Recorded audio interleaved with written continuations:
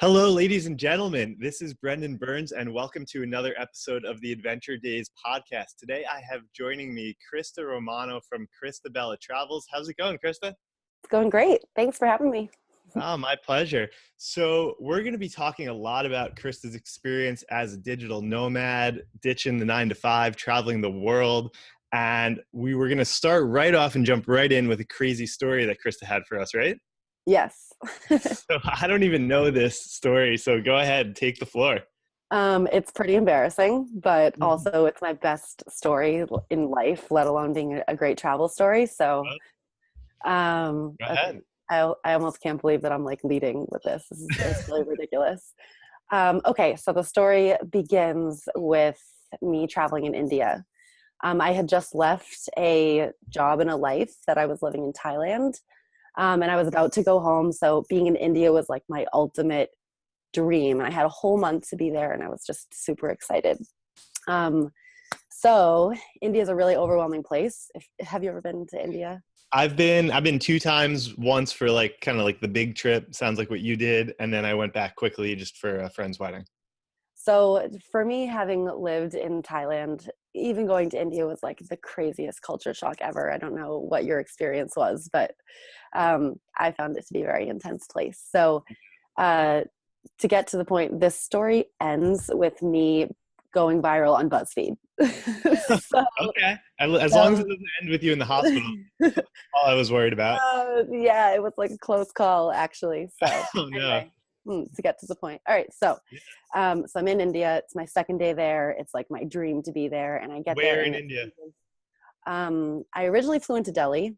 Okay. And then Delhi was super intense. I was with my friend Stacy, and we were just like, whoa, like I think we need to find somewhere that's a little less intense to begin our trip. So this travel agent recommended a place called Rishikesh, which is like 7 hours on a train north of Delhi, right next to the Himalayas. It's like a gateway town. Apparently, Yes. where the Beatles did yoga. Did you Yep. go there? I didn't go there, but I know a lot about Rishikesh. It's very well known for like the yoga sort of detaching from the Western society type trips. Yeah. Yeah. Sure. So you would imagine that it would be this like relaxing place, but no, not at all. Still very much like intense India. Yeah. So, and also just being like two short blonde girls, we are just sticking out like sore thumbs everywhere that we go. And Yeah. it just adds to the intensity. Right. So anyway, we're wandering around and we're like, this isn't what we expected. We don't really know what to do. We were kind of hoping to chill. And we're just, again, in like this city with like cows everywhere and whatever. So so I think there's 4 tourists in the whole city. Including you guys. Including Stacy and I. Okay. So we're wandering around and we meet one of them. His name is Martin and he's from Atlanta. And he is like, oh yeah, I've been, shout out to Martin, by the way, I hope he sees this. Anyway, Martin is like, oh yeah, I've been driving around on my motorcycle for 6 months in India. And like, I know this place. If you want something to do that's really cool and cultural, you have to go to the puja ceremony, which is by this big temple at the river. So Stacy and I are like, we don't know what else to do. So sure, we'll try to find this ceremony. Yeah. Of course, we get lost going there. And finally, we find this ceremony. It's underway. And again, it's like intense. So just to paint the picture of what this ceremony was like, first of all, it's at the Ganges River, which for any listener who doesn't know about the Ganges River, it's the holiest river in the world, as they say. I think what the tradition is that if you go to the Ganges River 24 hours after you die, then that is a way for your soul to reach nirvana. Wow. So what that translates into in like an actual practice is that people, when their family members die, if they want to try to help their family member's soul, then they will put the body on a raft and burn it and float it down the river. Whoa. So not everyone in India can afford to have all the materials that they need to fully burn the bodies. Oh. So what I knew about this river was that there were like dead bodies in the river. This is actually like I have an idea of what's about to happen. so yeah, this is all just like a lot of background Go information. on. So anyway, but I was like upstream from the city where the most of the funerals happen, a city called Varanasi, which is like way further south Yep. in Rishikesh, up near the mountains. And that's where I was. But because it was near the source of the river, this river is huge. It's like bigger than any river. I don't know, bigger than any river I've ever seen, and it's rushing. Yeah. And next to the river, which is where the ceremony was going down, is this huge 6-story high tiered orange temple with these massive like semicircular stairs that are leading to the river. So, okay, so we find this ceremony and I have like my nice camera with me and I'm like, this is India. Like, this is amazing. This is so cool. Like, I'm in the most cultural thing ever. Like, so I am super excited about these photo opportunities. And I lose my friend in the crowd and I start like wandering through the people and taking pictures of everything. Yeah. So after I am probably like 10 minutes into like just being totally snap happy, I realize, oh my God, I'm being so obnoxious. Like, This is not like only funerals and ceremony. this wasn't a funeral. Actually, this is embarrassing. I still don't know what the puja ceremony was for. But yeah, anyway, it was just beautiful. Like everyone was wearing colorful saris and there was candles and the temple and the river and like it was a full on experience. Yeah. So anyway, once I realized that I was being really annoying, I was like, okay, Christa, put down the camera and just be a good traveler. Like soak it in and like take in your surroundings. Yep. So that's what I do. So I'm not taking any pictures. I'm just kind of like looking around, trying to blend in, which is the best part about this whole story. I'm literally trying to like lay low. So I notice that people are, they have these like banana leaf things and there's a candle on the leaf, a lit candle. Yep. And they're doing this like thing where they're kind of like waving the candle around with their hand once or twice and then they're passing it to the person next to them. So I'm observing and like trying to be a good traveler. And then someone hands me the candle thing. Yeah. So I'm like, okay, so I can do this. I like wave the thing around and I try to pass it to someone and then they don't take the thing. Yeah. And then I'm like, all right, I'll try to pass it to this person. They didn't take it. I tried to pass it to somebody else and nobody was taking this thing from me. Okay. So I was like, what am I supposed to do with this thing? Like okay. So then I noticed that people are they're like eventually making their way down through the crowds to the water and they're being floated down the river. Okay. So I'm like near-ish to the bottom of the stairs anyway. But I didn't want to go near the water because again, the story had told you previously. I didn't think it was like going to be good for me to have to just be in the Ganges water at all. And also I had just gotten a tattoo on my ankle like 2 weeks before. So cool. Like it was healed, but at the same, it was like the tiny one. So it was healed, but at the same time, I didn't want to get it wet and I didn't want to get it wet in the Ganges River. Right. But at the same time, no one was taking this thing. And I didn't want to be disrespectful by putting it on the ground. So I thought, all right, like when in India, just like you've been watching for a while, just put the thing at the bottom of the river. Yeah. So I go down to the bottom step. And again, remember this river is like rushing. So you can't really like see through the water, but I'm pretty confident I'm on the bottom step. And anyway, I take the leaf and I bend down to the water and I put it at the very edge. Only my toes are wet. And it just kind of like goes out into the water and then it comes right back in next to me. Like it just like floated around me and then got stuck on the stair. Was anybody like watching you, like encouraging or discouraging what you're doing at this point? No one was communicating with me at all. I think maybe some people were kind of like my biggest experience in India was just like everyone staring at me all the time. Yeah. So I mean, I think I was just like, everyone's just staring at me because I'm like, I just look really different than everyone here. Right. They probably were just wondering what the hell I was doing in this ceremony. I Yeah. was wondering too. So anyway, so I pick up the thing to put it Put it a little bit back. deeper into the water. No. And when I stepped, I wasn't on the bottom stair and I fell, like plunged, fell into the river, like full on, full No. submerged in the Like rushing Ganges River. your camera. My first question is, did the technology survive? No, nothing survived. I Uh, don't even know how I survived. yeah, Um, that's probably more important. so I was so scared. Like I fell down the stairs. So I'm like tumbling, and Oh no. I actually like blacked out exactly what happened after that. I think I was so scared that I was like gonna ruin all my stuff. That something was gonna, my tattoo was gonna get infected. That I was gonna drown. Like all Oh these my God. scary things. So next thing I know, I'm standing on the stairs, and I think the people around me must have like grabbed me and taken me out.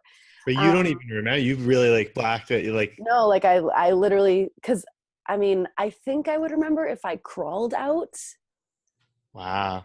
but So you were I really in don't some kind of know. like, kind of like panic shock mode where, like, because I've Yeah, had that where I yeah. don't even recall a situation because you're just in such fight or flight or whatever. Oh yeah, for sure. Yeah, total panic mode.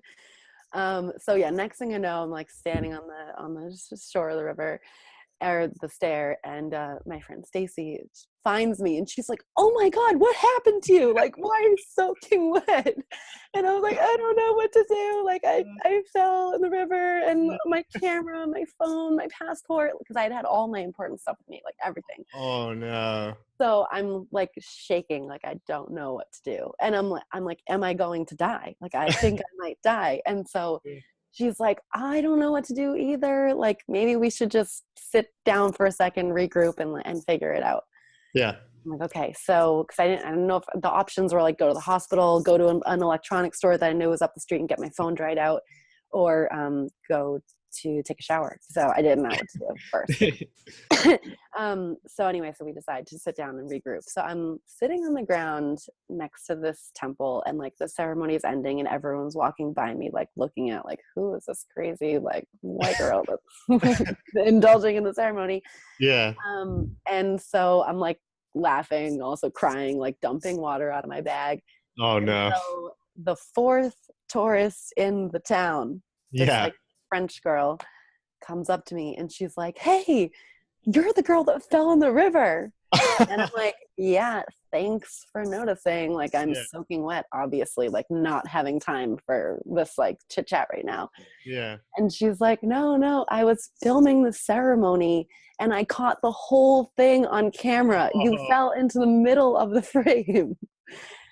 And she shows us the video and it's perfect. It's oh. like perfectly timed. All right. So first of all, where can I see this?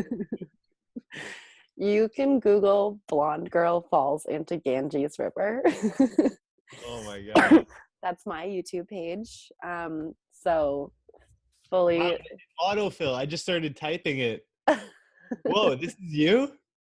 yeah. This is like, oh, I see you. Just wait. No, no, no. Oh my God. You're like, you have the whole Oh Google. yeah.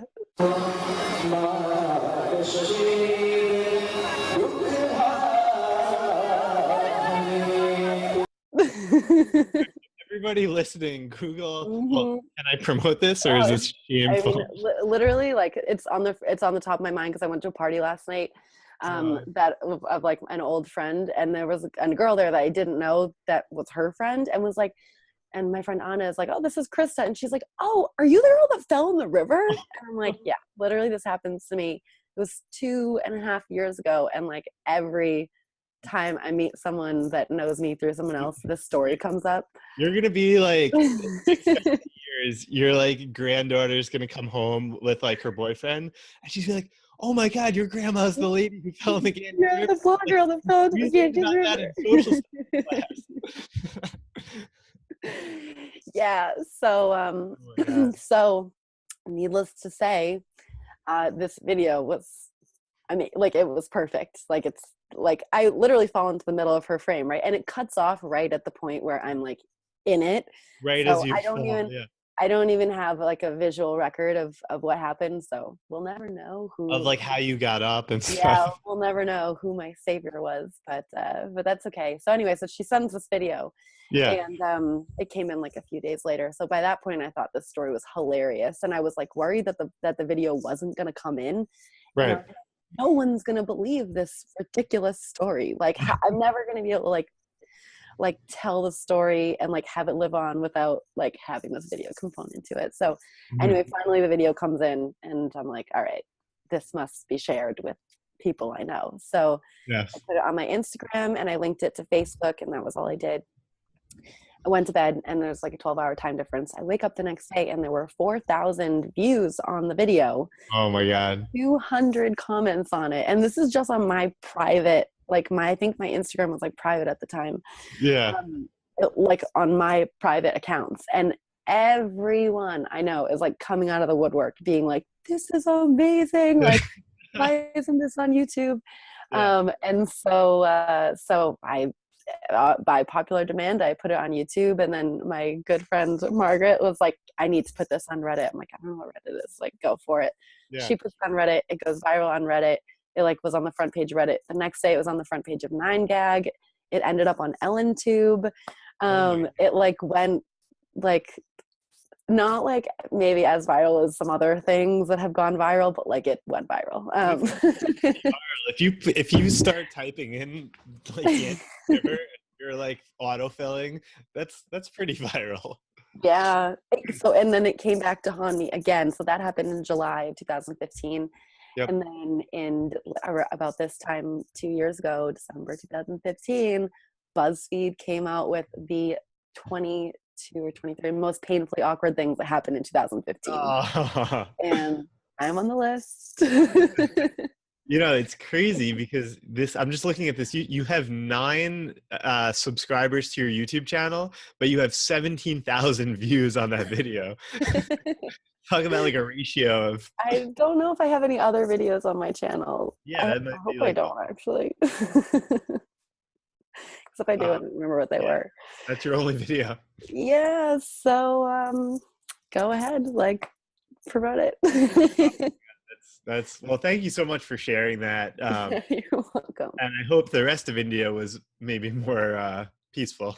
It got better by the end. If anyone wants to go to India, Hampi, best place I've ever been. So that's one good What's recommendation. Hampi? Hampi, it's this, it's like south in the middle, about like a 12-hour, really rocky, scary bus ride from Goa. But yeah, Hampi is this like, I don't even know how to describe it. It's it like if you're like squinting or you don't have your glasses on, it might look like there are like small rolling hills or small mountains, but it's actually all these like massive piles of huge boulders. And in the middle of all of these boulders are either like a Hindu or Muslim temple. And it's just like a very chill, quiet place where there's like a lot of like hippie guest houses and beautiful rice fields, and then this very like mysterious landscape. And it was just amazing. Wow, Yeah, that sounds so awesome. that kind of like made the whole trip to India, that one place. So go there if you go back. All right, very cool. So we've now got your story about going viral in the Ganges River.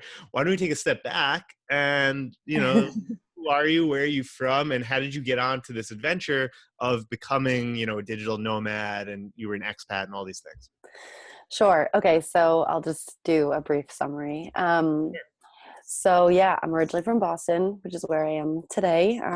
It's just about Christmas time, so I'm home visiting my fam. Yeah, originally from Boston, like born and raised, went to college here. Once I graduated, I thought I was never going to travel again, which is so ridiculous. So, because like I wasn't going to have winter breaks or spring breaks or anything like that.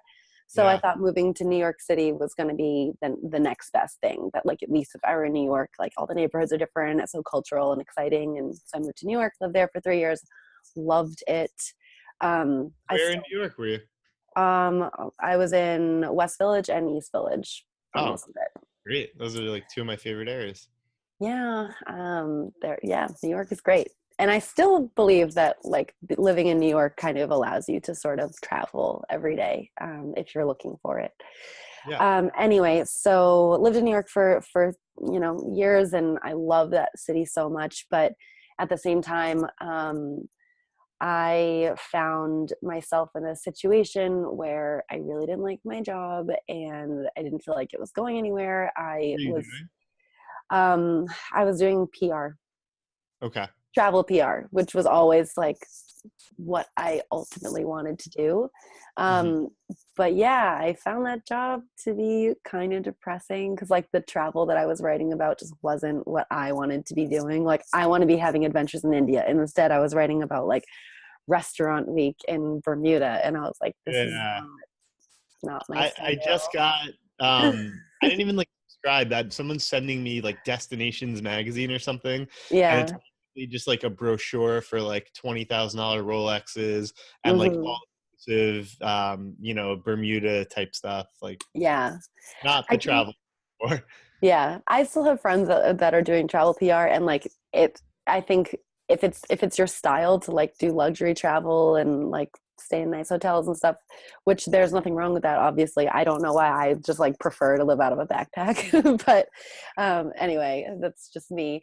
So yeah, like I just felt like I wasn't living an authentic life, and I wasn't happy like not ever being able to travel the way that I wanted to, because first of all I was broke living in New York, like kind of Yeah. working at an entry level job, and never having enough vacation time to go to the place I really wanted to. So one day I thought I need to change this, and so my idea was to move to Thailand, and which is like I realize a pretty extreme idea, but hear Why me out. Thailand and not, So somewhere else? originally I was like, I should move to Australia because I can get a working holiday visa. And Right. then I remembered, oh yeah, I'm still broke. Like it's still really expensive to get there. And like if I don't find a job right away, then I don't know. And so after doing a lot of research, I I found that it was easy for college educated native speaking English. people to, yeah, native English speaking people to get English teaching jobs in Thailand.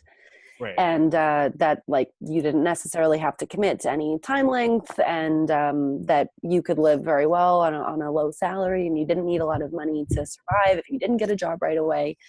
So that's what I decided to do. So I was going to give you like a 5-second summary, and I totally didn't do that. I'm like going into it. Anyway, So so I'd love to just hear like, because I'm fascinated by like how we make decisions and how we overcome like fearful situations. yeah, Because for someone to just say, and this is like something that I struggled with a lot. I used to work on Wall Street in New York City, and obviously now I have my own business and I travel full time myself. When I left that job, it wasn't just about the money and the fear of doing something like totally different and risky potentially, but it was also a lot about, not conforming to society, getting a lot of pushback from family, from friends, even from coworkers. And I'm curious because it seems like you really like just seamlessly like went for it and had a lot of strength and ability to just do that with conviction. And I'm curious how you developed that strength, and if there was any fear, like how did you overcome that? For maybe if someone's listening right now and they're in a similar situation and they're like, wow, Christa, that's awesome, but I could never do that. They actually could, but like why are they saying they never could, and what allowed you to just do it? that is an excellent question. Thank you. Um, I don't know. Like, okay, so something just about my personality. If I decide that I want something, I get complete tunnel vision on it. Like I can't think about anything else. Yeah. And I don't know, like from the time that I made the decision that I wanted to move somewhere to when I like found myself in Thailand, like working at a school, I was like, what just happened? Like it was like nothing else that had happened over the last several months like mattered. I was just like going through the steps. Like I was here, and then I need to do this, and I need to do that. And I was just super focused on it. So for someone that like can't be super focused on something, I don't know, like, but I guess, I don't know. I guess I believe in living a happy life, and I wasn't happy, and I knew that I wanted these things. I wanted to travel, Mhm. and I just was rationally like, how can I achieve this thing that I want? Right. And like I said, I didn't have any money. I didn't have any vacation time. Yeah.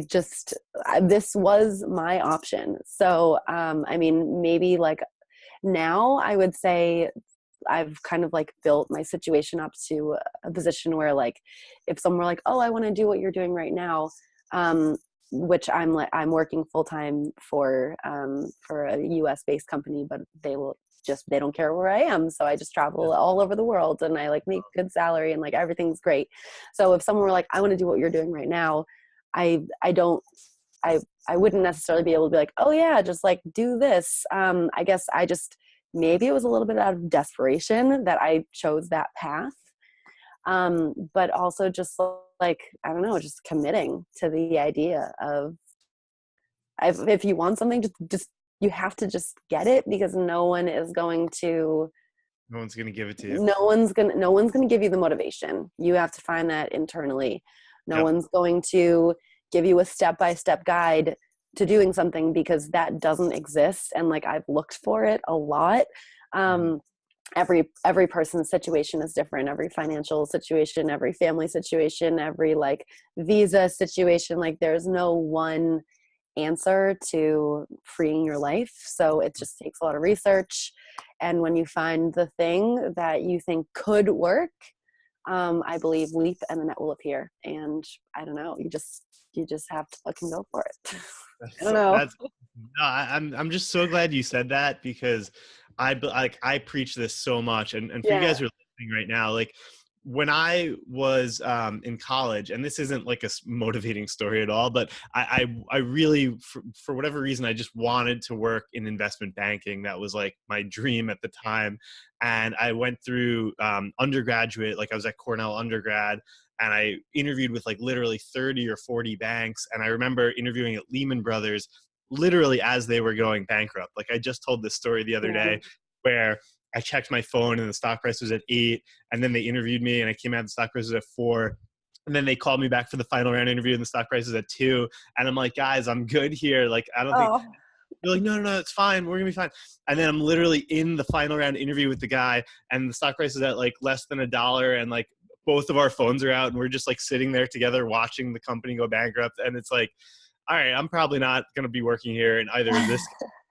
And but seriously, like I was told no so many times by all these banks, that so I went to business school, and then I was just like so hungry, so motivated, and I didn't, like, everyone told me not to do it. Everyone told me it was too risky. I didn't have the training, the background, whatever.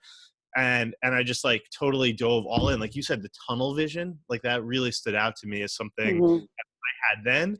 And then later in life, when I wanted like my own business, and I wanted to travel, and I wanted to have like the freedom and happiness that you're talking about, I was getting really frustrated and I felt really stuck. And I was just thinking, just do what I did back then, when it was like, it wasn't like I should do this. It was like, I must, I have to, and I'm not going to let anyone stop me. And I'm going to try, I'm never going to give up. And you just go and you just keep going.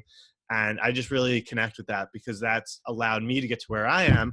And I talk to people all the time now who are like, Brendan, you have like a bazillion Instagram followers and you have your own business. And like, I want that, but it's too hard, or I can't. And I'm like, well, Mhm. that tells me you don't want it badly enough. And everyone wants like the secret cheat code, like the one little button that I clicked on that made me, 500 grand a year or whatever. Mhm. And there's no secret trick. It's just being totally relentless and in pursuit of exactly what you want. Yeah, I think knowing what you want to is a big thing. So Yeah, of you just, course. because if you know what you want, then you can kind of see that end goal and like try to find different paths to get there. Yes. So yeah, definitely. Well, Awesome. I'm happy for you that you've like gotten, to a point where you're feeling good about what you're doing. Oh, That's oh, I amazing. mean, this is like my job, so I can't complain. Yeah, so great.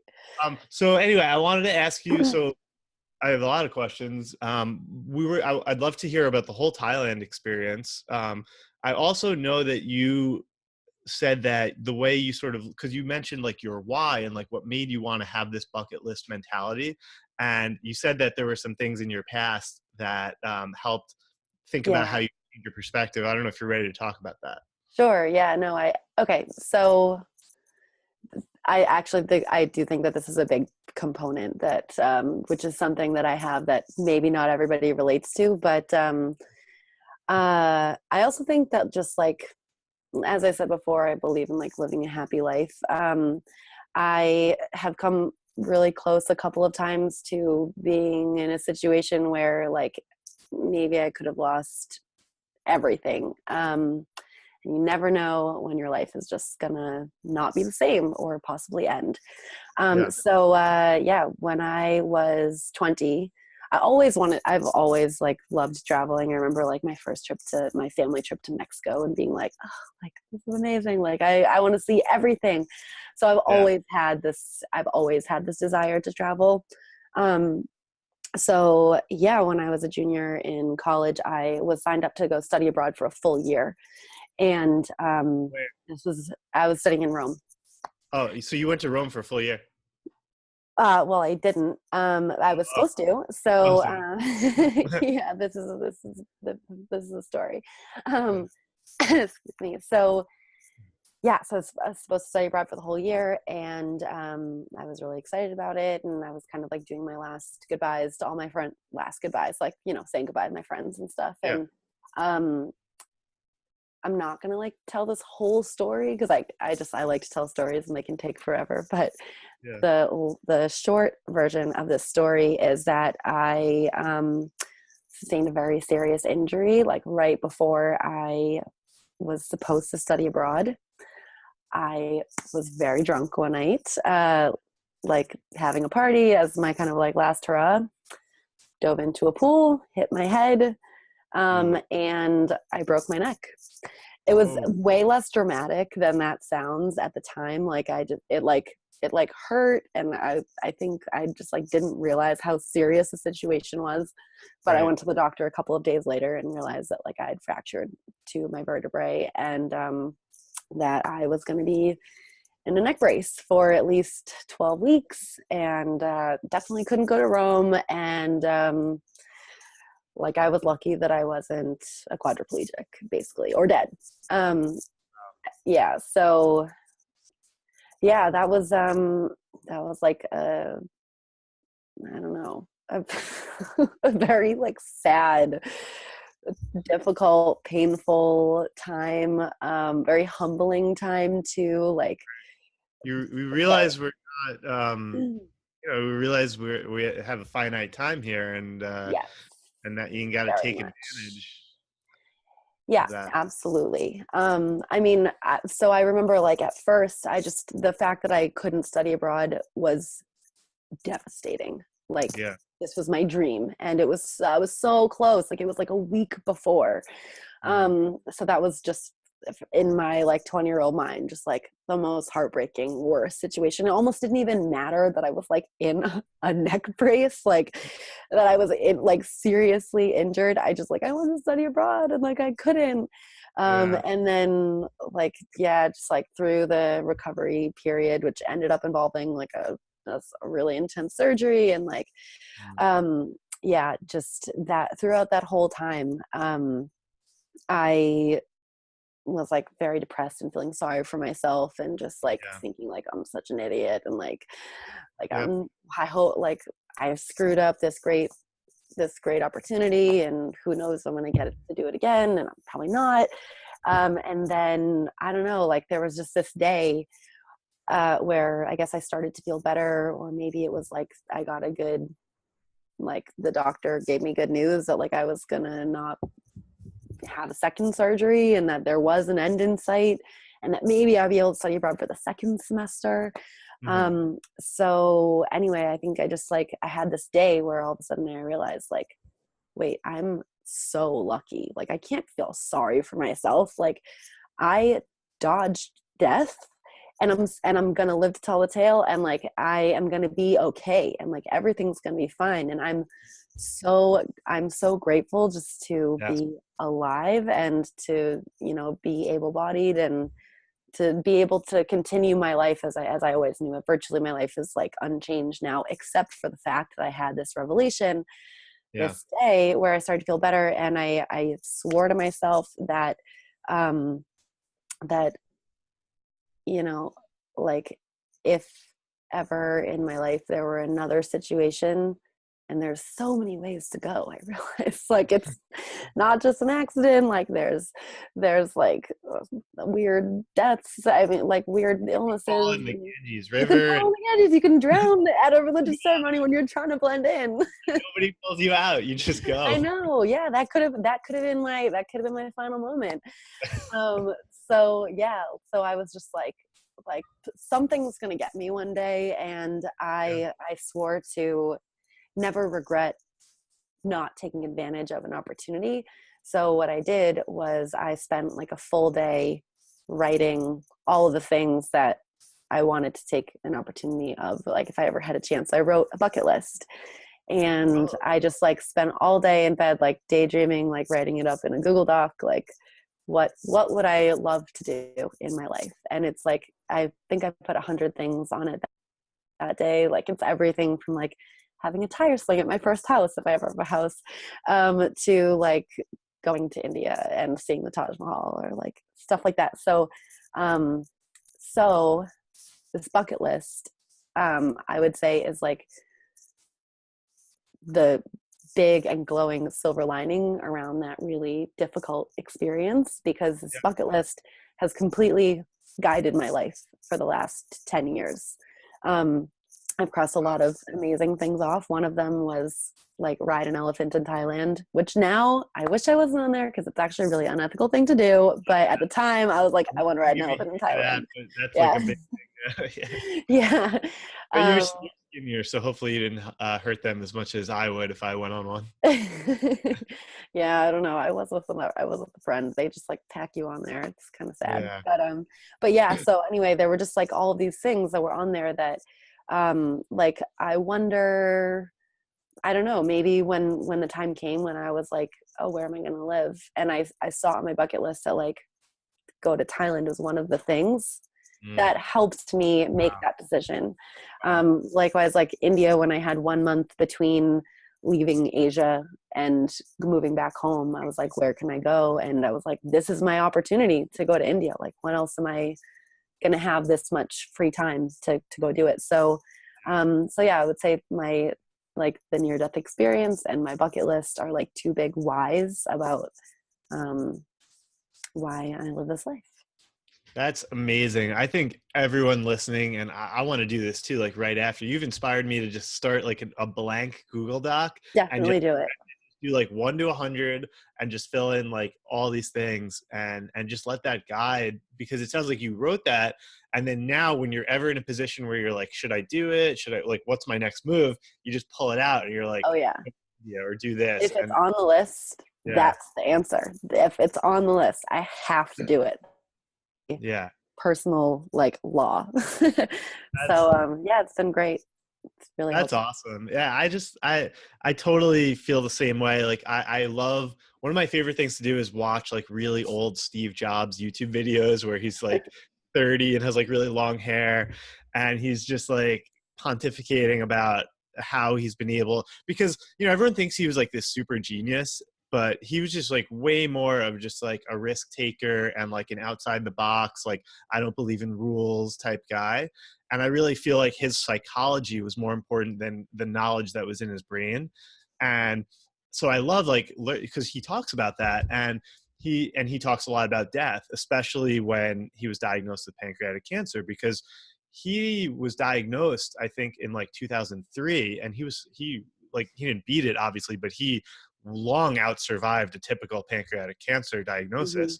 And he spent a lot of that time sort of preaching. Like he spoke at Stanford's commencement graduation in 2005, and he talked a lot about death and a lot about, rather than just like sort of bury our heads in the sand and like pretend we're not going to die, why not totally like own it and admit it and then use that as motivation? Because realistically, like, yeah, maybe I'll be around for another 50 years, but if I want to go to India or if I want to do these things, wouldn't it be so much better to do them now? Yes. You Yes, know, yes, yes. like if you 100% agree. fall in the Ganges River, you'd rather do it at 25 than 75. Thank God I didn't fall in the river when I was 75. And you know what? If I do fall in the river when I'm 75, maybe I will reach nirvana. And Exactly. That's probably not a bad way to go. yeah, yeah, yeah. I'm thinking Um, about it. okay, cool. So let's talk about Thailand and living the expat life. Like, what was that like when you first moved over there? Okay, so everyone should live in Thailand. It's just the best. I miss it so much. So um so what my like process was of getting set up there, like I said, I went with a plan to teach English. Like this was a very defined, like I kind of knew what was going to happen. Mhm. Because I had a friend that had just like a few months before just picked up and moved to China with like without a job and without a plan and like a very, very, very small network. And that like made me anxious thinking about it because I never wanted to be in a situation where I like couldn't figure it out. So having like a bit of a security net, like at least a plan with some kind of like, expectation for what I would be doing for work was like, yeah, soothing. So that was a plan. I went there and I got an English teaching certification for the first month that I was there, which I thought was like a great experience. I met awesome lifelong friends, got to live on an island in Thailand for a month. I like went to school from like 9 to 3 and then had the rest of the time free and like everything was awesome. I got acclimated to the lifestyle there and the culture and stuff. And all in all, it was a great experience that I don't regret for a minute, even though I never ended up teaching English. So, so yeah, I went to Bangkok because coming from New York City, I thought like I still need the city life. I don't think I can go like full on into like a Right. village in Thailand. So I was in Bangkok and looking for different jobs. It was kind of in like the middle of the semester. So I think the teaching jobs that were available were maybe ones that people had left or like ones that weren't so good. So I wasn't really finding anything that really appealed to me. So I thought, all right, well, I only need like to kill 1 or 2 months before I can find a good job for the next semester. So I was on Craigslist because Craigslist exists in other countries. It exists all over the world. Good to know. Yeah, and in a place like Thailand, it just like that's a name that a lot of foreign people know. So actually like the Craigslist in Thailand was pretty good. There was like a lot of good stuff on there. So yeah, I found this job posting for something that I thought was like a blogging position. I Hmm. called them. They saw my resume, called me right back, had an interview, and they're like, okay, are you aware this is a full-time position? Are you aware that it's actually an office job? We're a digital marketing agency. We're like a real estate website. And it was And a Thai company? it was like a foreign owned company in Thailand. So yeah, the CEO is from England. So is the marketing director and like pretty much everyone. Got Um, it. yeah. Yeah. So I pretty much got this like cool job on the spot, which was amazing. And like coming from New York City was like, what is happening? Because in New York, like there's so much competition for everything. Like even if it's like the worst job, there's going to be a Yeah. million people after it. So, but this, I really believe that I was just like, I was in the right place at the right time. And like being there, Hmm. just being there. I was available for the phone call. I was available for this meeting at Starbucks. Like I was physically there. So that I think was like 90% of the battle. Yep. And also I was suitable for the job. Like I was a good candidate for it. Yeah. But they were just like, great, she's here. There's not a lot of other people like her, so let's take her in. And so I like did for like 1 month. I was there and I was doing just like their digital marketing stuff. They said, oh, we need to launch a print magazine so we can kind of like reach out to people in Thailand who aren't so keen on digital advertising yet. And then I was made editor-in-chief of this glossy luxury real estate magazine. And I was just, that was my job. And it was amazing. Yeah. It was amazing. I have a magazine right there, actually. They're like, let me see. Okay, I'm going to have to get up from my bed. Hold on 1 sec.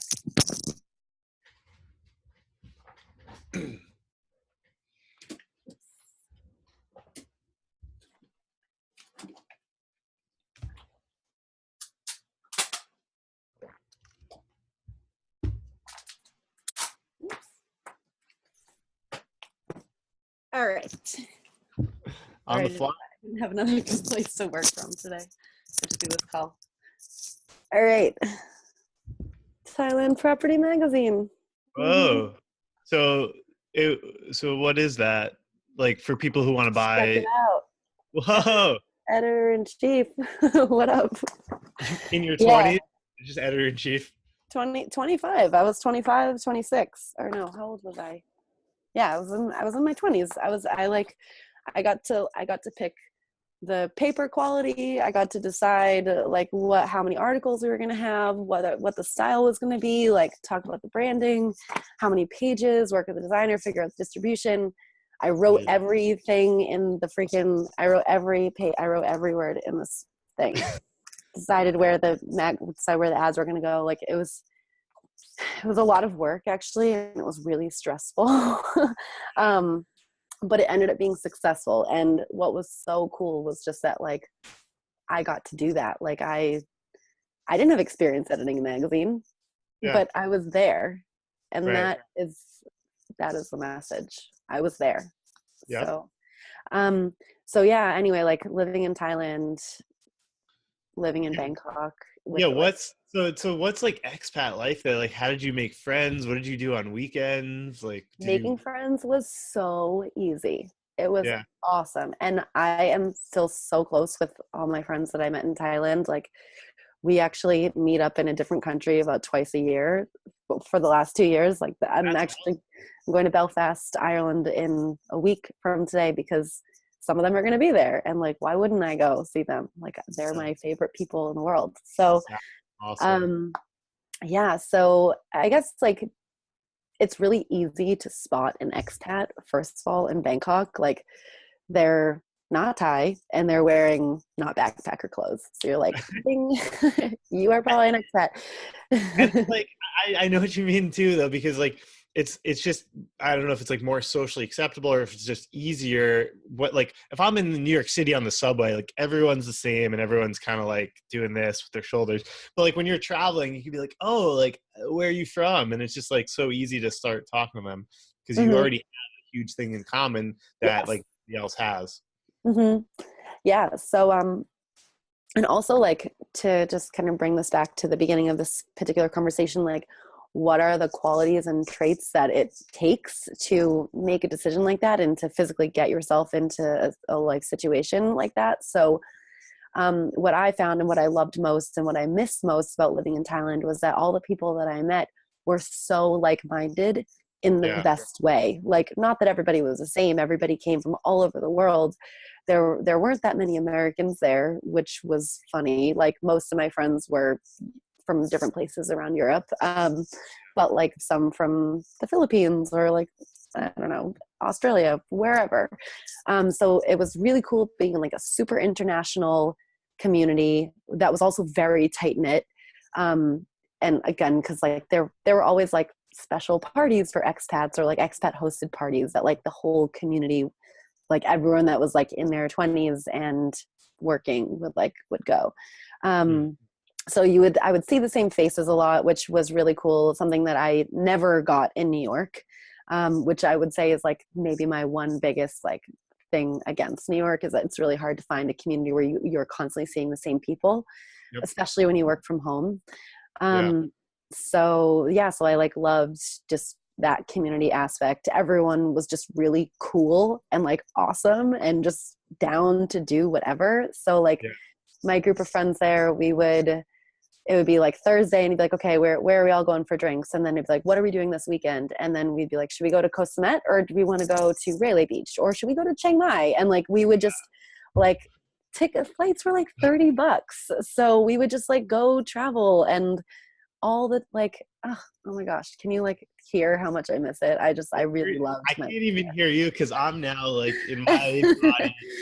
I'm feeling this shift of like really not in a bad way, but just being like, okay, what is 2018 going to look like for me, and how can I make this? Because yeah, I live in New York City. I Mm-hmm. have my own place that I share with a 9-year-old Chihuahua. You know, a lot of my friends are still in finance, Uh-huh. and so they work a ton, so it's hard.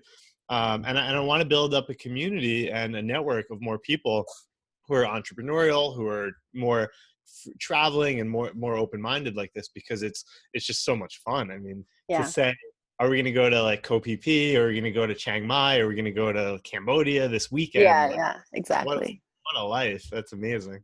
Yeah. So it was amazing. Like, I'm going to say it wasn't always easy. Of course it wasn't Yes. always easy. What were the downsides to being an expat?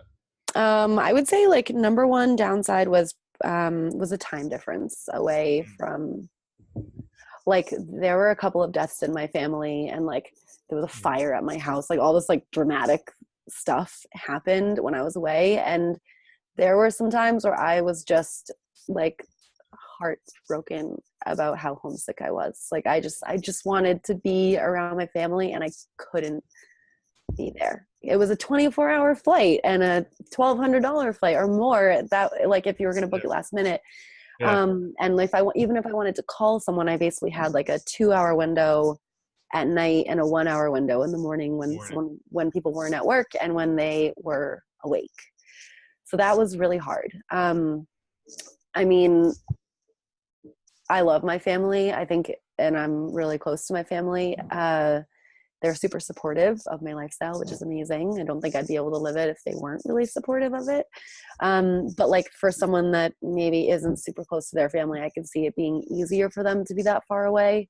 For me, I found that that was like a challenge. The language barrier was definitely difficult. I remember like I was in Asia for a year before I came back to visit, and I like got out of the taxi in New York City and I asked like which way is Grand Central, and the guy was like, oh, just go straight here and take a left and then go straight and you'll see it right ahead. And I was like, I just understood everything that he said. Like, that is so cool. Like, I was like mind blown about the fact that I could ask a stranger a question and he could answer me in complete sentences. Like, that was really, wow. So yeah, the language barrier was tough. I learned some Thai, but like a pathetic amount of Thai. It's just, Thai people know like just enough English, and I think expats know like just enough Thai that you can kind of like get the message across. Teach the listeners one word in Thai. Well, you should say thank you after everything. Thai people are the most polite you will ever meet in the world. So, kap kun ka. If you want to be, for girls, it's kap kun ka, and for guys, it's kap kun kap. Kap kun kap. Kap kun kap. And you should always, well, why, I guess, this is a why, and you say thank you with kap kun ka, and you should bow your head. But I guess depending on where your hands are, it like signals different things. So like if you're like lying to a monk, like your hands should be like up like that. But if it's to like maybe your parents, then maybe it should be here. Your grandparents, if it's like a friend. So the higher, the more respectful, the higher. Yeah, and the longer that you hold the ka at the end is also more respectful. So there's like so many like nuances with Thai language and their culture and their body language that it was really difficult to learn. So anyway. Interesting. So, okay, cool. So we're talking about the expat life and some of the downsides. I'd love to hear sort of the, like, I guess the transition obviously to how you got your new job, and then definitely like the pros and cons of that setup. Digital nomad, I guess you call it. Yes. Okay. So There was a weekend when I was in Hong Kong, and it reminded me so much of New York City that I was like, I gotta go home. This is it. I'm How long leaving. were you in Thailand for? 2 years. Wow. Yeah. Um, I also like make really spontaneous or impulsive decisions. So I also think that that's like been a reason how I've just ended up here, because I don't always like think long and hard about, well, I knew, I was homesick for a while. So, but anyway, I literally was in Hong Kong for a weekend and I was like, this is where I'm going to go. This is the decision. Yeah. So yeah, like homesickness got the best of me and I left, even though I was again really happy being there, loved my job, loved my friends, loved my life. So, um, like I said, there were also just like a lot of dramatic things that had happened at home while I was away that made me feel like I needed to go home for longer than 18 days, which was the amount of time that I was home the previous year, just for a quick visit.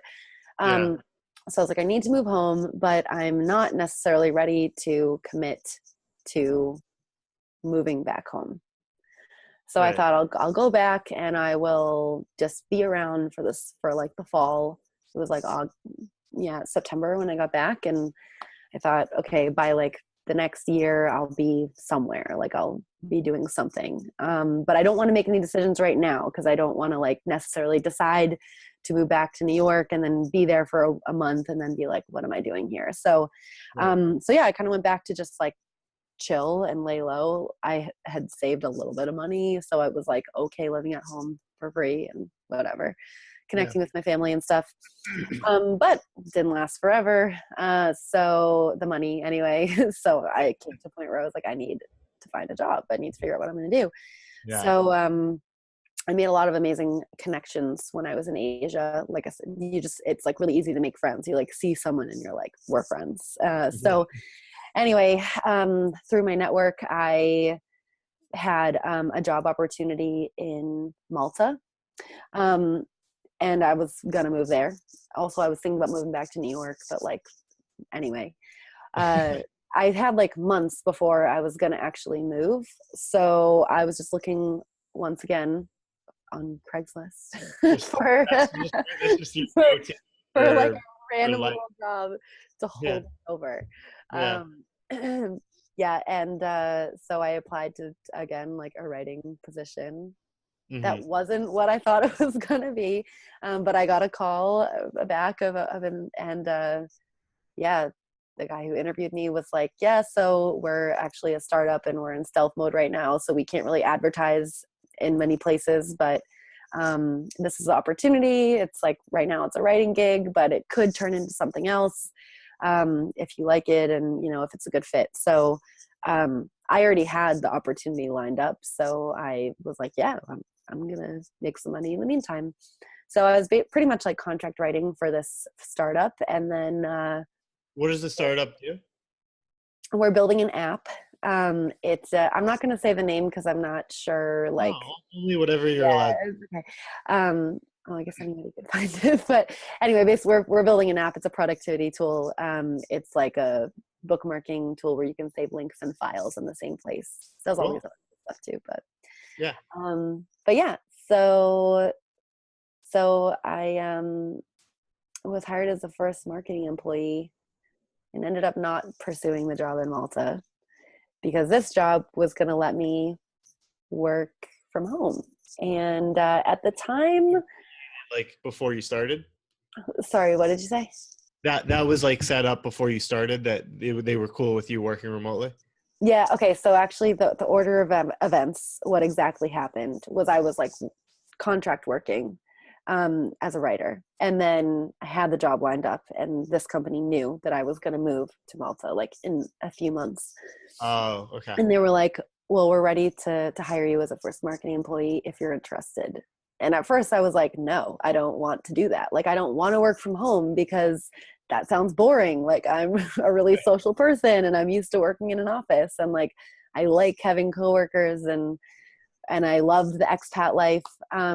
So I actually turned it down, and then I continued to be a contract writer, still planning on going to Malta. And then What was the job in Malta? I was going to be at an SEO agency, which was like my first job in New York, which also like I have like similar skills that would apply to that too. And it seemed like a great job, honestly. Like still sometimes I think about it, like how would my life be if I lived in Malta right now? I But just want to quickly say for the listeners, SEO is search engine oh, optimization. sorry. No, it's Yeah, just search want engine to optimization. Yeah, like tinkering websites and stuff, or like copy on websites so that they can be found naturally on Google without paid advertising. exactly. Um, yeah. So, so So anyway, you so were, yeah. I was in Costa Rica for New Year's, Okay. and I brought my laptop because I was like, I guess I should just get a little bit of work done while I'm here because my flight was like later than my friends. So this is Hmm. actually a good story. So I'm in Costa Rica and I'm like doing my job, and I'm like, wait a minute, like I don't have to work from home. I don't have to have a home. Like I'm working from home now. I'm just in Costa Rica. Yeah. So that was my epiphany where I decided that actually, can I have the job after all? And then my now boss was like, yeah, I mean, we would love to have you, like if you're comfortable with this, like whatever. And I was like, well, it also depends on you. Like I'm in Costa Rica right now. Is that okay with you? Like, is it okay that I'm here? And he was just like, I don't care where you are. He's like, if you're online when you need to be online, if and you get your job done, like I don't care. Wow. So that was my like, yes, this is what I need to decide. This is what I need to do. So I was in Costa Rica. I had a flight home. But I met all these people that were there that were going to Nicaragua for a Sunday fun day party, which have you been to that? No, but I'm gonna put that on my bucket list It's after this. super fun. It's the most fun. It's the most fun. It's awesome. Okay. Way better than the full moon party in Thailand. Like way better. Okay. Okay, so I really wanted to go to this party. Yeah. But it was in Nicaragua and my flight was like shortly after it. So I called Spirit Airlines, which is the most amazing thing because Spirit usually has like terrible, like not caring customer service. Yeah. But I told them that I wanted to try to like get a different, like change the flight to leave from Nicaragua to go back home instead of Costa Rica. And the guy on the phone was amazing and was like, you know what, we'll just cancel your flight, give you a refund, and you can rebook it yourself. I don't know why that happened. And That was nobody ever on Spirit Airlines except I this guy. know. That was pure luck. Like I like hit the jackpot. So then I was all of a sudden in Nicaragua without a flight home and I had a job and I had my laptop and it was a winter. I Oh was my like, I'm God. not going home.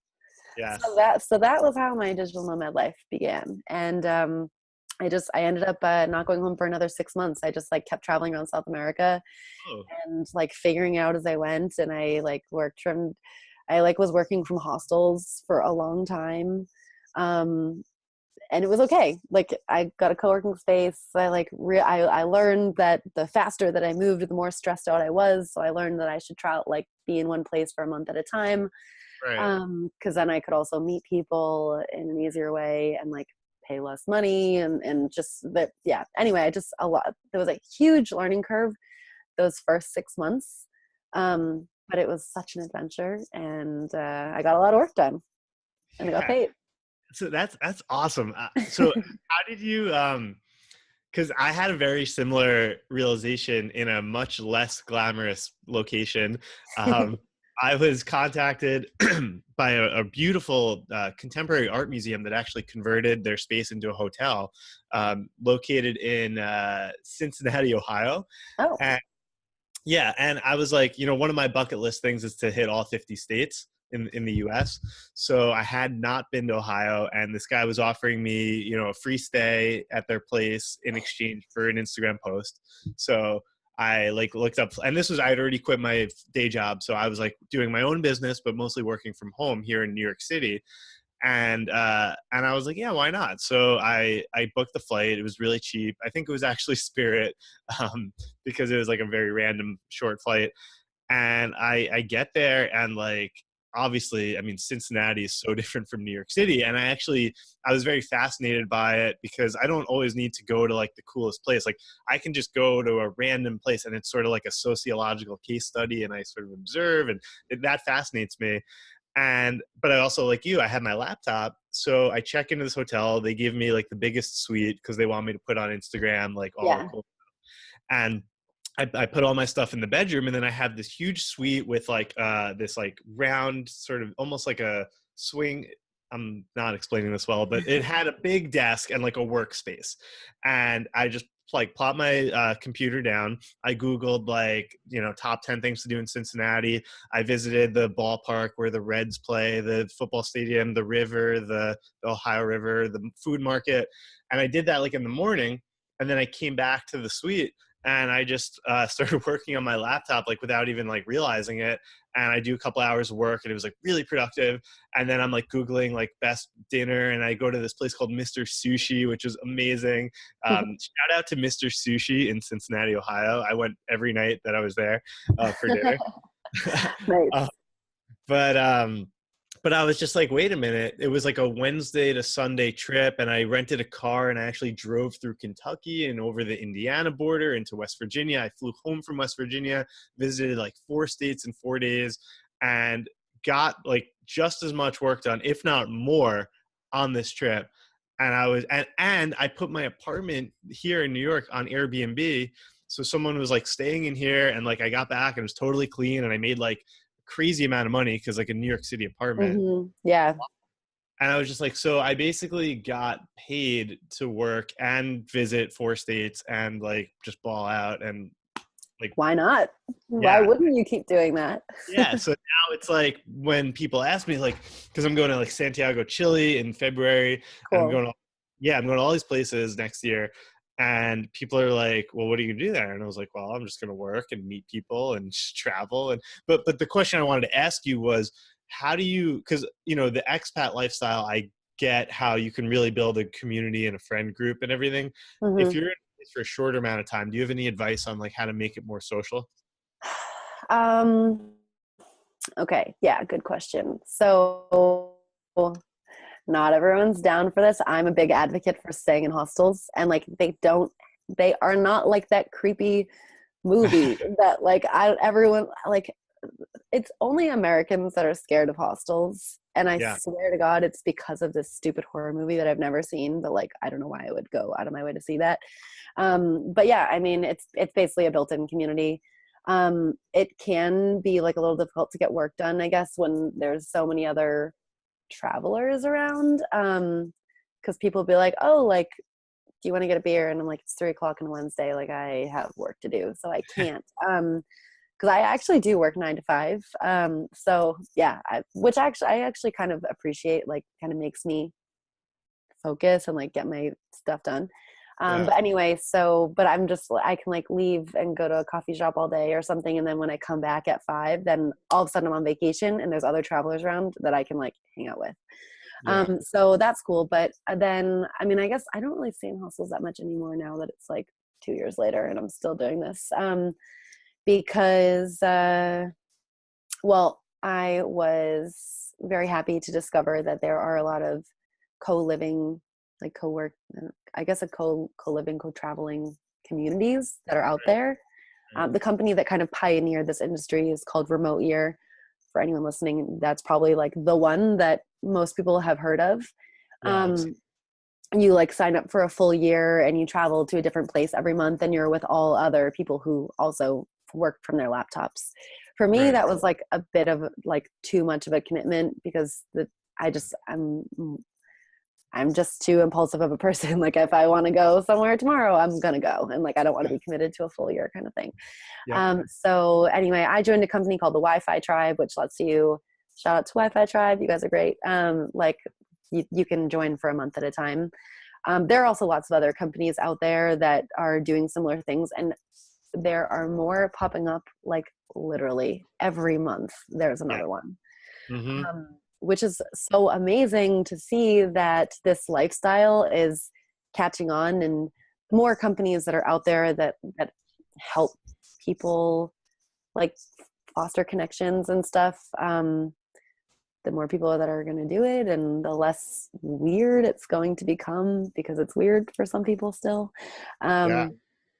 But yeah, so that like I've traveled with them 3 times.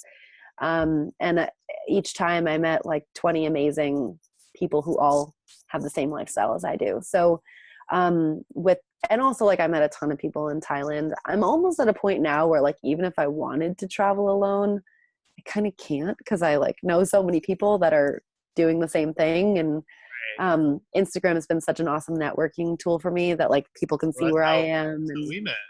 yeah, exactly. Yeah. So now like I don't know, I guess I just, now it's not really so much of an issue for me, but at the beginning, um hostels were like the easiest way, and some of them are super super nice.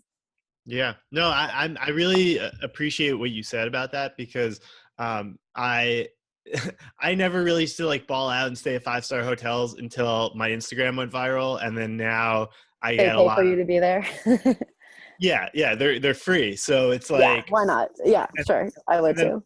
no, but then I started getting, I stayed at 5-star hotels in actually Bangkok, put me up a really nice one, and all over the world, and it was great, especially when I was with a friend, because I would be like, oh yeah, we just need like 2 beds. I'm bringing like my photographer, and it would be like one of my friends, and they were like, who are you, Brendan? Like, and like my friends loved it. Yeah.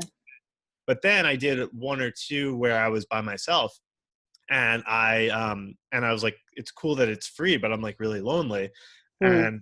And so I went to Myanmar earlier this year, and I stayed in a hostel more because like that was kind of the only option for like a Mm. decent accommodation. I was in Bagan, which is like a pretty small place, and the country was actually closed down for like the past 50 years. So Yeah.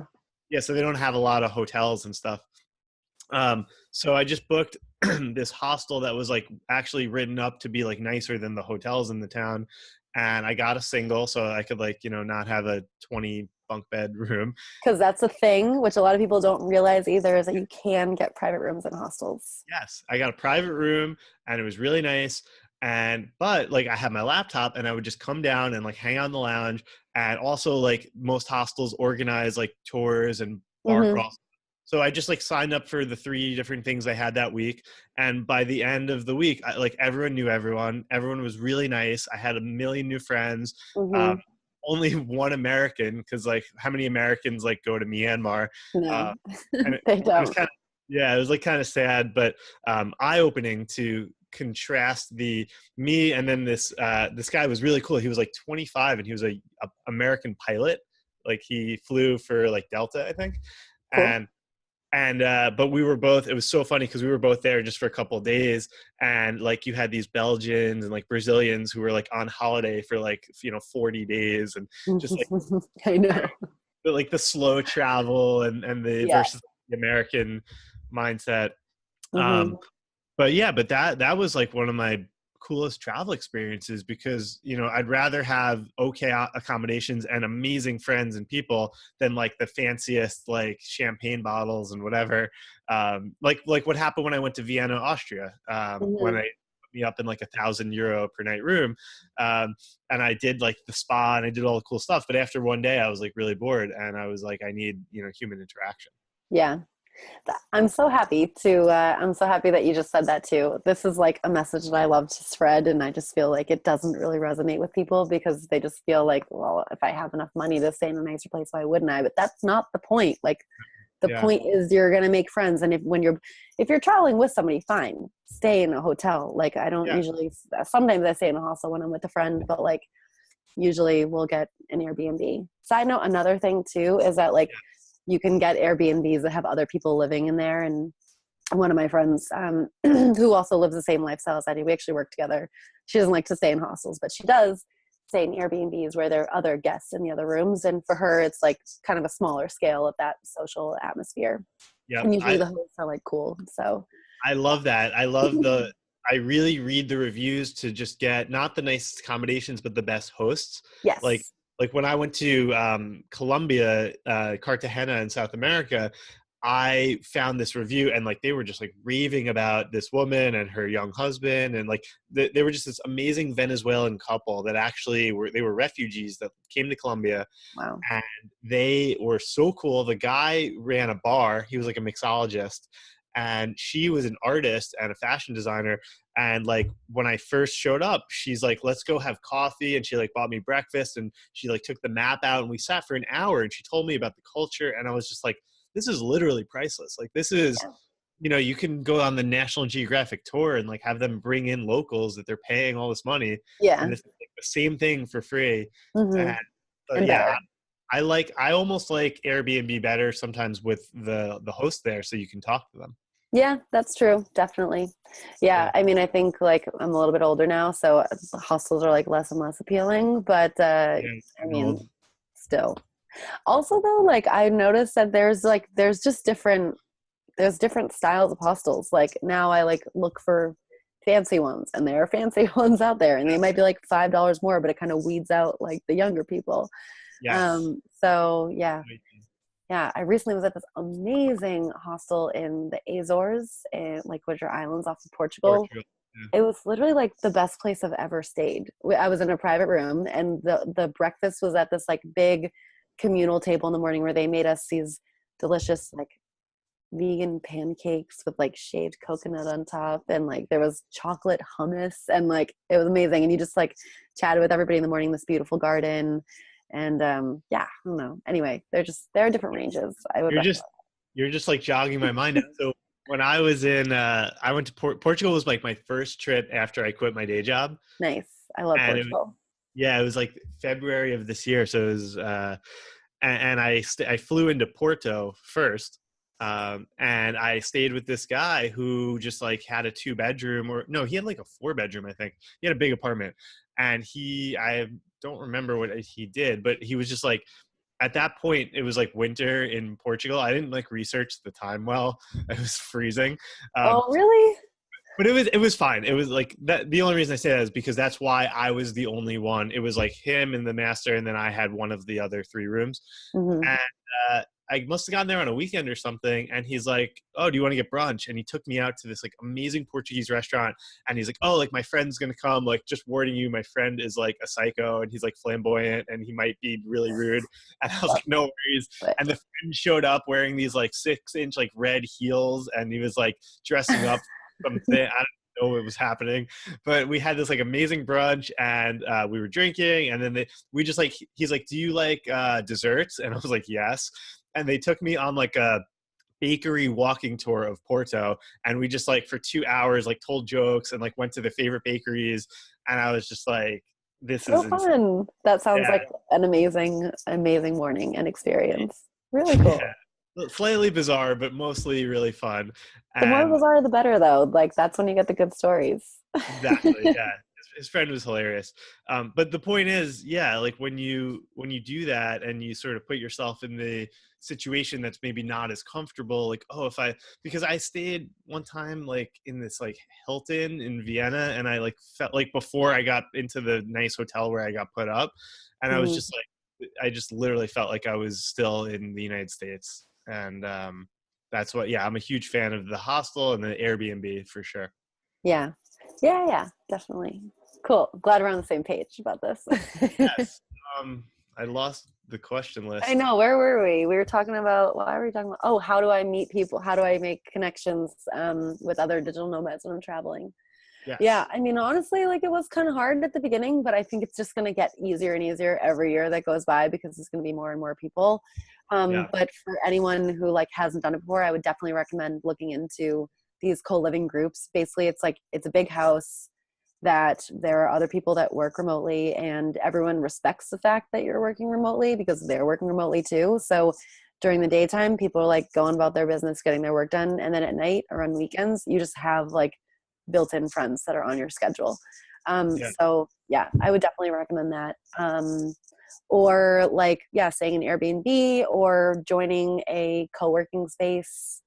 Um, yeah, there's a lot of ways. No, that's Also awesome. Facebook groups. Facebook groups are so good, and Instagram. Like just networking um, is amazing. Yeah. It's Right. I digital actually, nomads around the world or something. There's like a few. What's it called? I think it's called Digital Nomads. Digital Nomads around the world. There's definitely one called Digital Nomad Girls. I don't know if you're allowed in that group, but Yeah, my friend, she told me. but it's good. They're all like super active, and yeah, I know one of my friends like has used a couple of these groups when she like was in Santiago, Chile, actually, and was like, "Hey, who's around?" And there were people around. So That's awesome. I actually yeah. just said, so for those listening, it's called Digital Nomads Around the World. If you just search it in Facebook and then click groups at the top, it's the top one. Mm-hmm. Then there's another one, it looks like Digital Nomads Hub. I'm joining all these as we speak right Join now. all of them, but Digital Yeah. Nomads Around the World, I think, is the biggest one. There's Yeah. like thousands of people, hundreds of 60 thousands. 60,000, and it Oh my says god! I have already 91 of my Facebook friends are already in that group. Wow, you're so tuned into the network. Yeah, Of apparently. course you are. Cool. Well, that's really helpful. So the last question I wanted to ask you about was, so I've been like really hesitant to pull the trigger on this. You said you have a tattoo. Oh. Yeah, I have two now. Yeah, Okay. they're both really small, but they're like trinkets of my like life experiences. So the one on my ankle is like on the back of my ankle, and it's gonna be really awkward for me to show you. So Okay. yeah, I'm not going to. But it's in Thai, and it says "Be brave" in Thai. The reason why it says "Be brave" is because when I was leaving Thailand, or I was like ready to leave town, I was packing up all my stuff from my apartment in Bangkok, and I was getting really emotional and like nostalgic and sad. Um, I've kept a journal, like a handwritten journal, my whole life pretty much, and so back in the day when I was moving to New York City for the first time ever, I was so scared, like moving to the big city, and like New York's an intense, scary place sometimes when you're like a 22-year-old kid who's never really left Massachusetts. Yeah. So I remember like I was in between journals, like I hadn't bought a new one and I didn't have one, and I like really needed, I write in it for like self-reflection, therapeutic reasons. Yeah. So yeah, the night before I moved to New York, I wrote this note to myself that was like, and it started with like, "Be brave, everything's going to be fine. You decided to do this for a reason. Like, this is what you wanted," kind of thing. It was like a little bit of like a pep talk to myself. Yeah. So anyway, so that was a piece of paper that wasn't in a journal. So I had it folded up like and put into the new journal. And when I was packing up my stuff, that piece of paper like fell out on the floor, and it said like "Be brave," and I was like, this is going to be my tattoo so it's for kind of for Thailand and for New York, but basically just like both experiences were experiences where I was like scared and like moving to a new place where I didn't really know anybody, and they both were amazing experiences. So And yeah. that was your first tattoo? Yeah, the one And that I fell into the river with. yeah. I forgot. So you had just gotten that right before. Yeah, like I got it right before I Wow. left. And and were you nervous for the first one? Because I would imagine the second one's like a lot easier because you already have a tattoo. Yeah, I don't know. You were just They're chilling. like this big. They're both super like stupid small. So Yeah. um, yeah, no, it's fine. I mean, do you have any tattoos? No, no, I never even really considered it, but now like I'm in a new world and I'm surrounded by Yeah, like more risk takers, and it's like everyone because like I used to work on Wall Street where like if someone had a you probably tattoo you can't couldn't have even one. see because we're Mm, like covered like in right. suits. But I would imagine that if you stripped us all down, you wouldn't find many. Um, Yeah. Whereas now, and it's not just like, oh, everyone else has one. It's more just like I feel like I've always wanted one, but now that I'm surrounded by people who have actually done it, it's like it feels like okay, like it's I can do this now. I'm making like too big of a deal out of it. I could already No, just I actually I love the thought process behind it because first of all, the first one is like it is a big deal because you go from a person that doesn't have a tattoo to a person that has a tattoo, and like yeah, somehow that like says something about who you are and like what you're yeah, willing to do. And yeah, yeah, um but but yeah, I don't know, also like I for me not only was that like a transition of like being a person that didn't have a tattoo to a person that does have a tattoo, like it's not that big of a deal. Anyone who like has a lot of tattoos is gonna be like, you're so lame. But it is a little, for me it was like symbolic of like an experience that I had, and that was super life changing and personally changed. Like I grew into a different person, and I don't know. I love having it there as something that I can always remember who I was at that moment that I got it, and like Yep. what my thought process behind getting it was. Hmm. So yeah, I mean, I don't have a tattoo just to have a tattoo, which I think which is different. Some people have beautiful body art as tattoos, and like I respect that as well. It's Hmm. not necessarily my style. Mine are more souvenirs that I can't lose or fall in, lose in a Yeah. river. No, that's cool. I really like what you said about the journaling too, because I journal a lot, and for some of the listeners out there, my listeners probably already know that I'm big into introspection, and it helps me especially connect with my feelings, because that's something that, in my previous life of finance, it's something that often just goes it just doesn't happen, and then you have all these like angry, bitter people in New York City. And so anger is that core emotion, but it's not really anger, it's fear and sadness and frustration, and those things that aren't being uncovered, which a journal can help facilitate. And so one thing that's helped me is I actually use the voice memos app on my iPhone, and I'll almost like Cool. a voice journal. And it's really interesting, like 4 minutes, just like, this is what happened today. This is how I felt. This is how I feel now.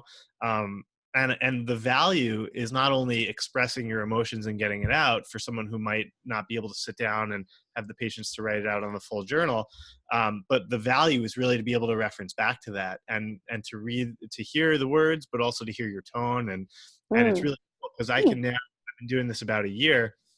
I can pull up journals from, I'm like literally walking on random streets in Vietnam, and I'm talking about Oh, uh, you hear me?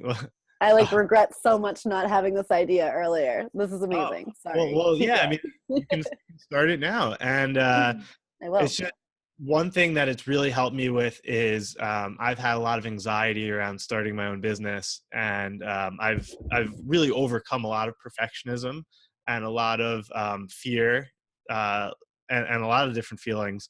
And it's so funny because to have the ability, because it's now December and I started this business really earlier this year, to be able to hear myself in March freaking out and like really scared and really afraid over something that at the time I thought was a very big deal, but to go back and be like, that was such a small, like, the font on a website, or my email list being down for a couple hours when I like had, 10 people on my email list anyway.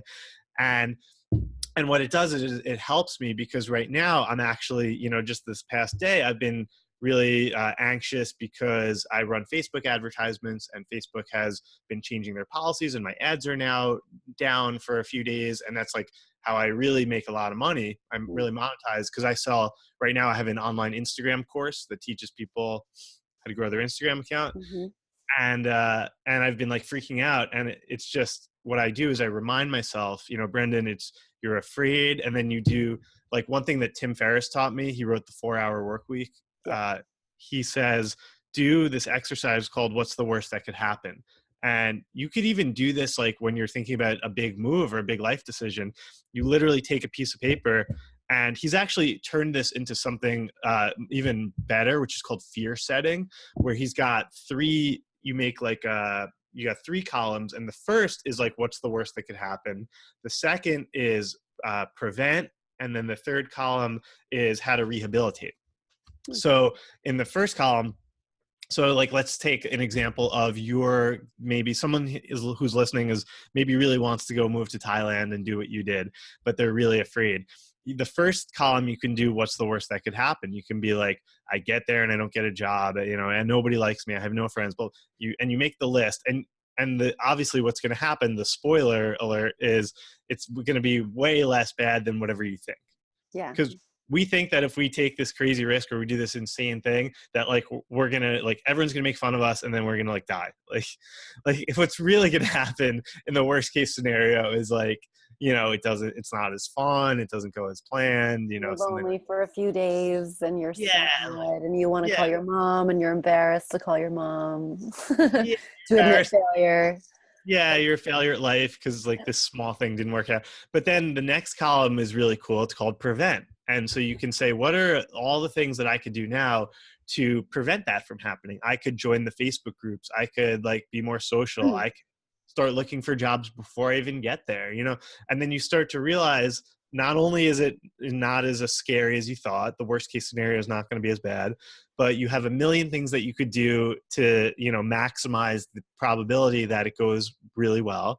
And then the last column is called rehabilitate, which means let's say you get to Thailand and on your first day you fall in whatever the biggest Thai river is and you lose all your money and everyone makes fun of you and then you can't get a job.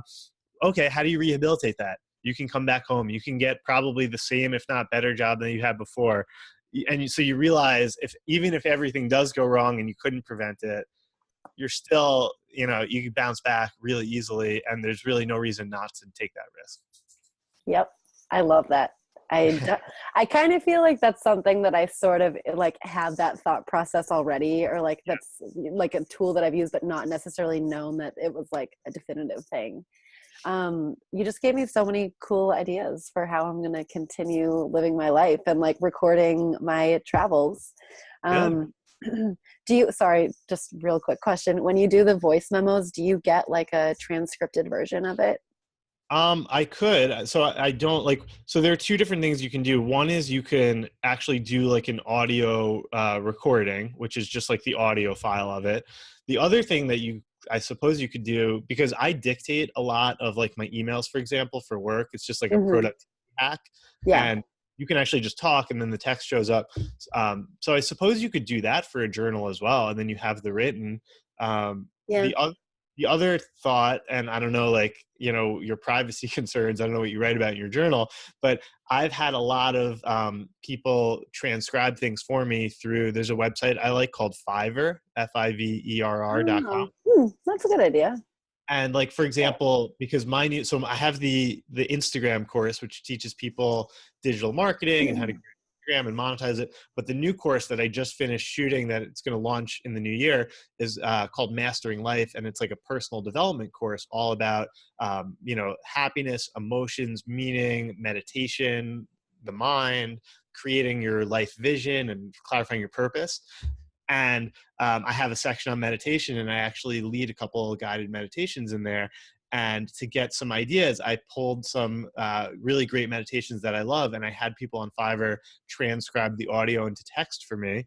And it cost like $5 for like thousands of words. So if Wow. you wanted, you could also, that's a third option. Yeah, that's a really good idea. Cause I love the idea of having the like when you just said like walking down the streets of Vietnam, I like got this amazing vision of like me being in Vietnam and I wish that I had that. Yeah. But I also love being able to flip back through the pages and like being able to read the things. Yeah. But yeah, I'm going to have to start doing that, making it a bit more dynamic in 2018. Yeah. No, Yeah. just something to keep in mind. Yeah, very cool. Cool. So thanks so much for coming on. Where can people find you, like your Instagram, if people want to get in touch and stuff? Yeah, they should find me at Christa Bella Travels. It's CHRISTA BELLA Travels. Awesome. Yeah. People reach out to me all the time, like asking about just questions about my life or like where I'm going and stuff. And I'm always really, really happy to answer. So anyone that's listening, don't hesitate to reach out and ask whatever. Awesome. And Slide into my DMs. awesome. And last question is what's on the travel list for this upcoming year? So I'm going to Belfast on Friday, and that's to like meet up with my friends from Thailand. And then I'm going to go do one of these co-living things in South Africa in Cape Town in February, and I'm so excited. I'm like, I can't even believe how excited I am. The cheapest flight to get there from Europe happened to have been Ireland, so I'm just going to hang out in Ireland for 3 weeks until that flight. because why not? Awesome. Someone's at my door. I'm just gonna buzz them in. Okay. Sounds Who good. knows if I edit this out? Maybe I'll keep this in. Mm, I can see your chihuahua. Karma. So is that through Wi-Fi Tribe? Yeah, I'm joining Wi-Fi Tribe. Now I like know so many people that have done it and stuff, and they have a fun Slack channel that also is like great for networking too. Like anyone that's ever joined one of their chapters is on there. So there's like hundreds of other digital nomads that I can be in constant communication with, and it's a much more like intimate, close group. So yeah, I would be open to traveling with other companies too. I just No, like I was just curious because I pulled up this website when you mentioned it. It oh. looked really cool, and I saw South Africa, so I was just wondering. Oh yeah, I'm going there, and I cannot wait. And I plan on taking like a week off after, because I'll be working the whole time, Yeah. which is going to be crazy with the time difference. It's going to be the biggest one yet. I'll be working from 4 p.m. until midnight, Monday through Friday. But I can do it. It's going to be an adjustment, but it's fine. Yeah. But I'm going to take a week off of work so I can be off the grid and like go to Namibia or somewhere else. And I can't wait. That's awesome. Well, thank you so much for sharing your story. It's been very inspiring to me. I'm sure the listeners as well. And I really appreciate your honesty and sharing some of these stories and experiences with us. But thanks again so much for coming on. Yeah, thanks so much for having me. Bye, everyone. Bye.